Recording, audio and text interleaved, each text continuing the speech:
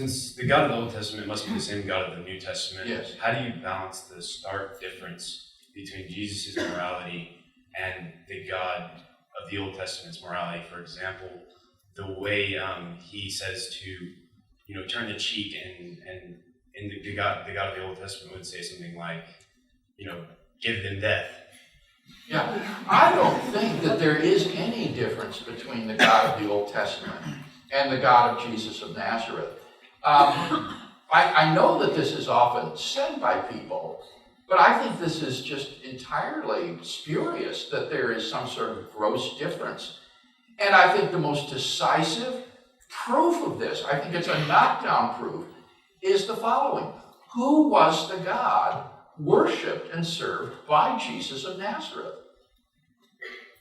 It was the God of the Old Testament, right?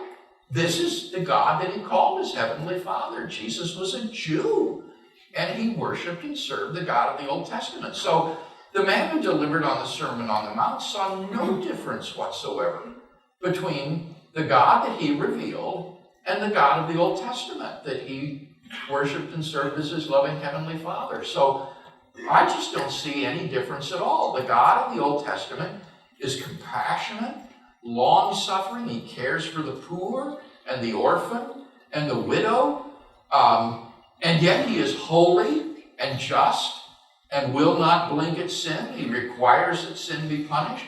And this is the same God revealed by Jesus of Nazareth, a God who is a loving heavenly Father, but at the same time, Jesus said is not to be trifled with, who will send people to hell for rejecting him. And therefore Jesus says, if your right eye causes you to sin, pluck it out and throw it away, for it's better to enter into life with one eye blind than with two good eyes to be thrown into hell. Jesus warned all the time about the wrath and the justice of a holy God. So I just think that they're the same person, that the God that Jesus worshipped and proclaimed is the God of the Old Testament.